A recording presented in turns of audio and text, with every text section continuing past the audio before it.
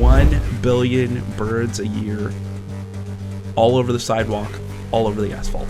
You saw a bird hit a window, you thought it was the window's fault that the bird died.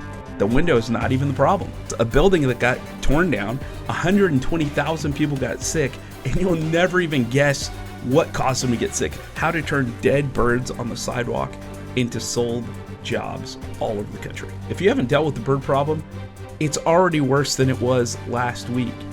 And this has nothing to do with bird strikes. It has everything to do with what season it is right now.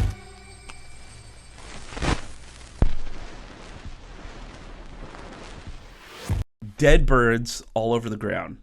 That's what we're talking about today. Well, specifically, kind of on the sidewalk, asphalt or just whatever. It's so funny. Like, a lot of times we see it happening. I'm thinking about me in the way I think about when I see this. I mean, because I've said forever that if a bird is, like, if you have a problem with birds, you're going to see dead birds laying kind of all over the place, right?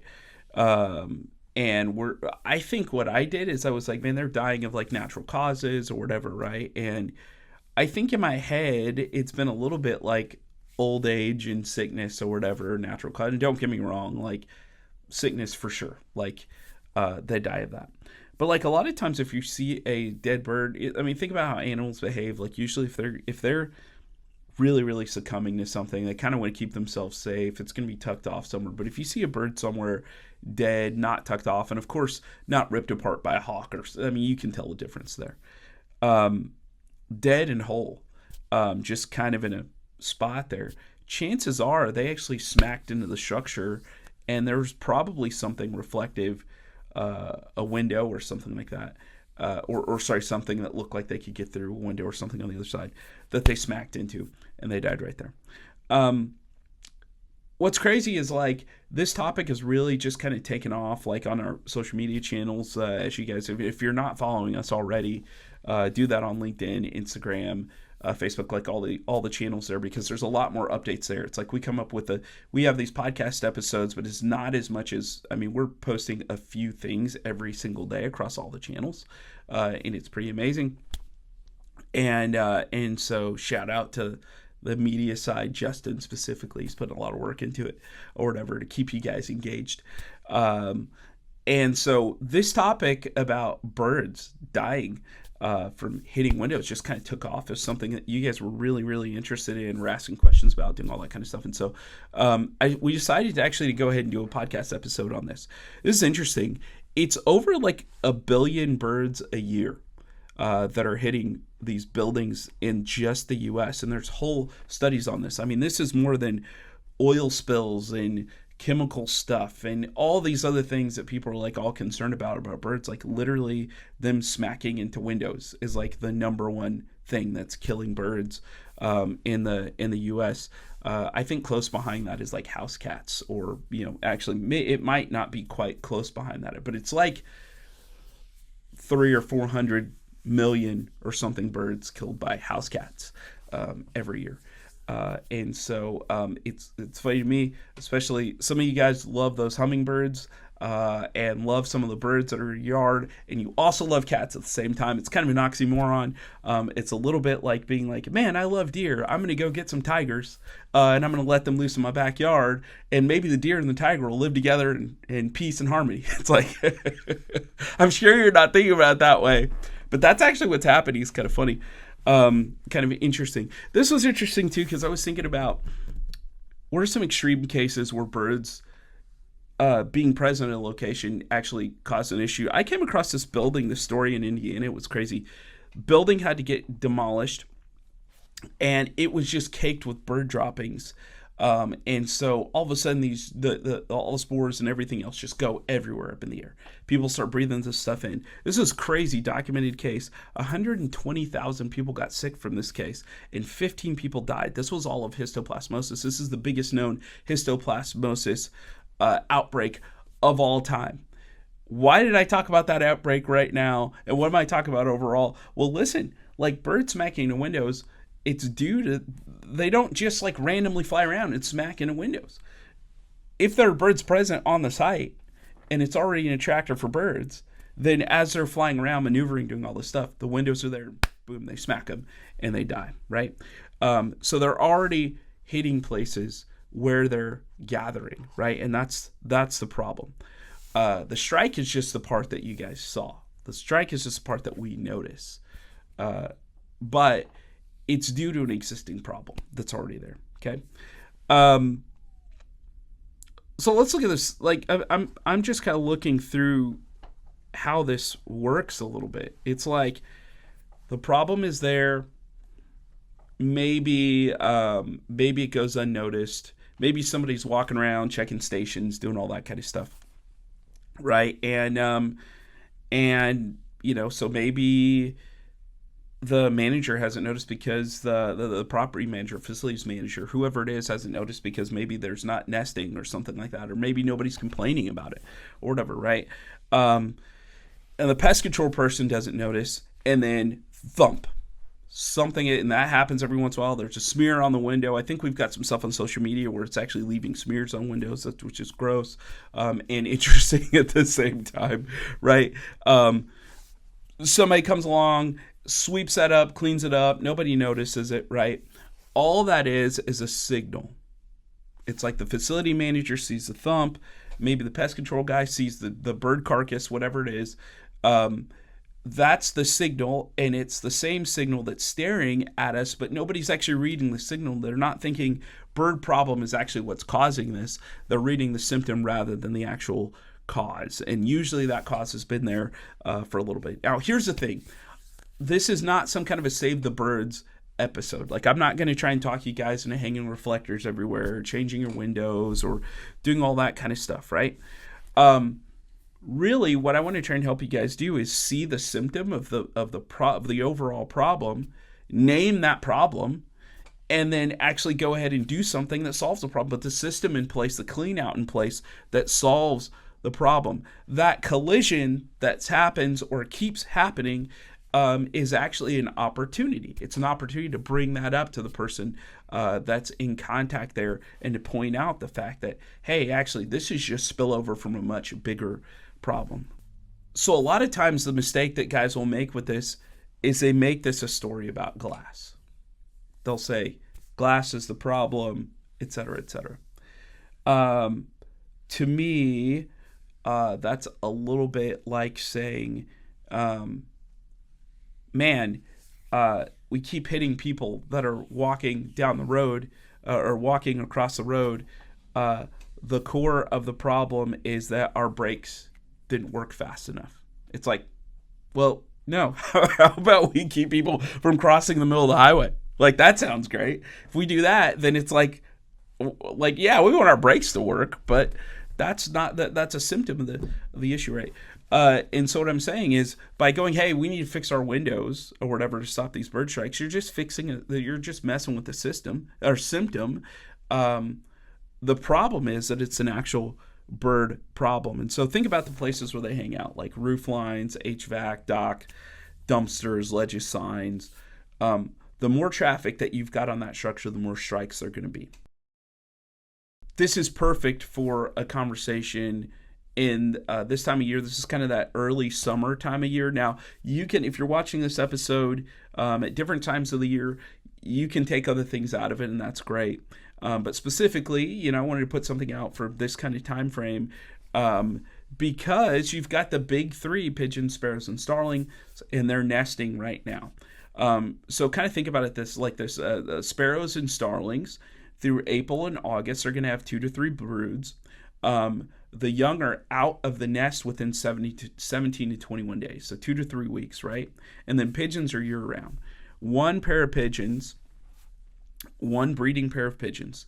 We're talking about 18 birds or so a year. Now, there are accounts on sparrows where it's up to 2,000 birds in about 3 years or so, just a single breeding pair, okay?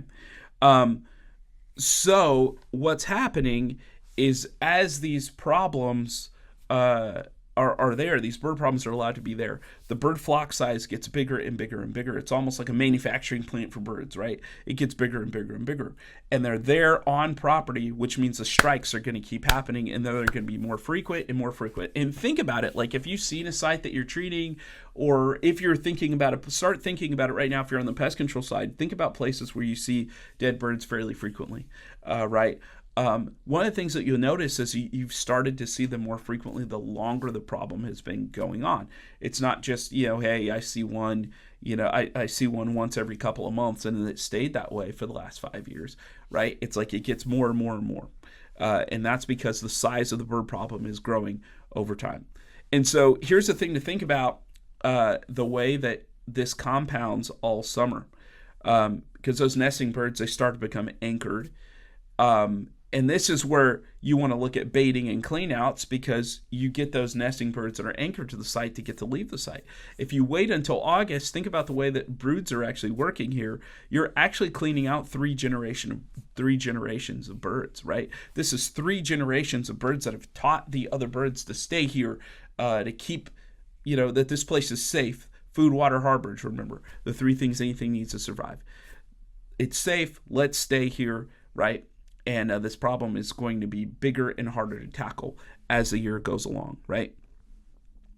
So biology is actually kind of working against you unless you're actually doing something there. Okay. Most companies, in my experience, answer strike with the wrong tool. So reflexes or reflectors have a tendency to be more of a gimmick on the window. They'll Band-Aid something, right? Maybe on the roof or the dock or the sign. But you still got this site pulling in large amounts of birds, right?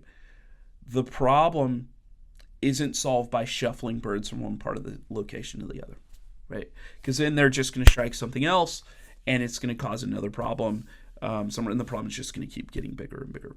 You actually have to get them to leave the site, okay? Here's the other thing that I'm thinking about as well, is solution. Think about decision fatigue, right? People talk about decision fatigue. Decision fatigue is real, man. That happens, right? Well, same thing with solutions fatigue. How many times have you dealt with someone who's been proposed something, they try something and it doesn't work, and then they try something else, it doesn't work, and they try something else, it doesn't work, and this is a process that goes on and on and on. Well, when you finally bring a solution that actually works to the table, they're already like, yeah, Sure, I've heard that before. I don't think, how much is this one going to cost me? Let me think about it. And it becomes that much harder to actually get that to go through. We run into this all the time where guys will go, I tried 75 other things and now I'm going to try baiting. And it's like, how about we just bring the solution to the customer that works right off the bat? And remember, with baiting, you get about a quarter mile of repelling, right? And so if the goal is to get the birds to leave the site, why the heck would you try all these other things first, right? All you're doing is shuffling the birds around. These strikes are going to grow, right? And it's going to become a much bigger and bigger problem. Okay. The system of baiting is pretty simple. And you guys can go, masterclass, of course, goes into depth on this, the AVITROL certification masterclass. You can look at other videos. We actually kind of break some of this down, but it's really just 3 simple parts. It's like you've got your survey, you've got your pre-bait, and you've got your live bait. That's really it. Survey, pre-bait, live bait. Survey, you go out there, you see what's going on, you put trays down in the spots where you see the most bird activity. Pre-baiting, you train them with active clean grain AVITROL pre-bait, that kind of gets them to go, hey, this site is safe, right? So they don't become bait shy. And then you introduce a live bait, right? You do that in rotations. Again, I'm flying over at 1,000,000 miles an hour here because there's more content on this. But it's like you do those things and then you get the birds to leave, and then from there you set up a protection program or a monitoring program to keep this from actually ballooning back out again, right? What that is a system, it's not a tactic. And a lot of times what guys will do when they're dealing with these situations where there's an existing bird population there's dead birds or the customer's complaining or whatever it is, they don't deal with it with the system. They deal with it with a one-off solution, right? I'm going to install this to try and help take care of blah, blah, blah. Okay, great. Did you think about where those birds are going to go afterwards? After you do that, it's like, again, there's going to be more and more strikes. There's going to be more and more of an issue, more nesting, more of all those things if you don't put a system in place. And so one of the things that we spend a lot of time trying to do to help guys understand, and please hear me, especially too, man, if you're whether you're a branch manager or a business owner on the pest control side, I want you guys to understand that, like, man, what makes a district, a region, or a business grow is not just selling stuff. It's actually putting systems in place. This is the reason why all of pest control is set up on recurring, right? Think about it. You want recurring revenue for everything that you're doing. Well, recurring revenue isn't just going, hey, how do I go to the customer and get them to open their pocket or open their wallet and give me more money towards something that doesn't work or whatever. It's not working. That's why, I mean, you guys know that.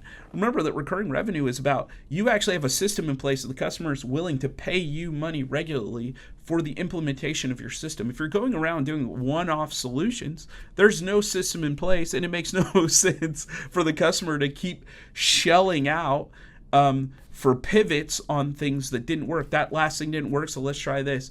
Oh man, you know what? We put this thing in place, but we didn't think about this, so let's try this or whatever, and we end up piecemealing it. Let's bring them a complete system from go, something that they will pay you for that's truly creating value, that keeps this thing from popping back up overall, right? A couple of things as reminders, right? The droppings in birds and in the presence of birds is linked to over 60 different types of diseases, and histoplasmosis can be fatal in extreme cases.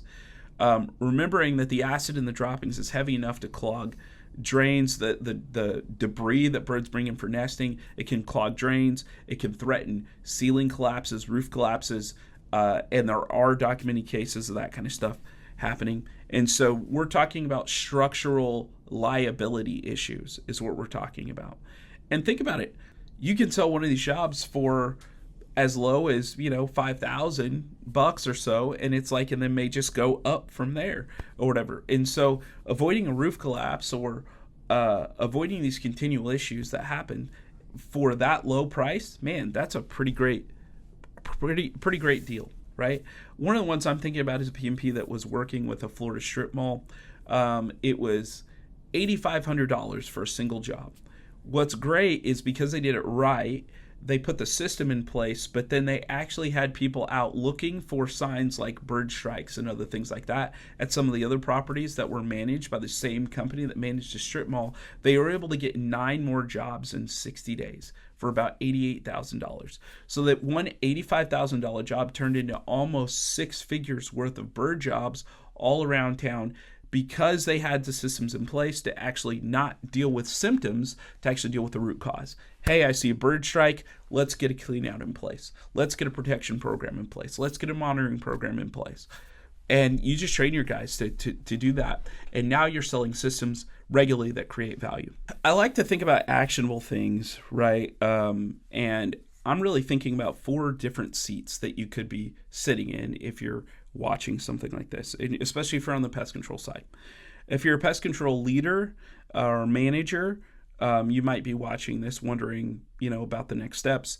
If you're a technician, you might be watching this wondering about the next steps, or service specialist. If you're on the sales side, you might be thinking about next steps. If you're on the marketing side, you might be thinking about next steps. So let me give you some next steps here just really quickly. If you're a leader, if you're a manager, you guys usually are going to have like weekly huddles. That might be Monday, it might be Friday or whatever, right? But it's like, we already, in one of the other videos, and a couple of the other videos, I think, I've already talked about having that look up talk, where it's like instructing your guys that are on site. Don't just keep your head down as you're out there and you're, navigating rodent monitoring stations and all that, rodent bait stations and all sorts of stuff. Look up, look for signs of bird activity, look for nesting, look for droppings, look for birds, all that kind of stuff, right? What you want to do is pull into that huddle, the look up part of your huddle talk, to remind your guys, you want to pull in there for them to actually look for bird strikes. Look for birds that are on the ground and not ripped to shreds, right? It's like, hold on, why is there a dead bird here? Like, it didn't just like fall over dead. Like, why is this here? And then here's what you want to do is you want to create a rule for these guys. Like if they see a strike, if your team sees a strike, then there should be a follow-up from sales or somebody on that side, or maybe even from the tech within 24 hours, right? And have them take pictures. Have them go around and actually take pictures of where they're seeing these bird strikes, right? Count those photos.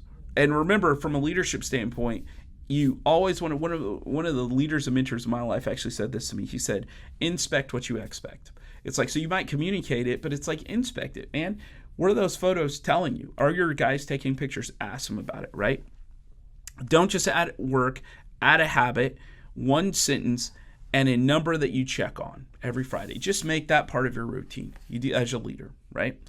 Okay, if you're a tech, 3 photos on a stop: roof line, signage, the ground. Just kind of make that your thing. I know a lot of you guys actually have the opportunity to earn a little bit more if you sell more services into an account, into a commercial account. Well, this is a great opportunity to do that.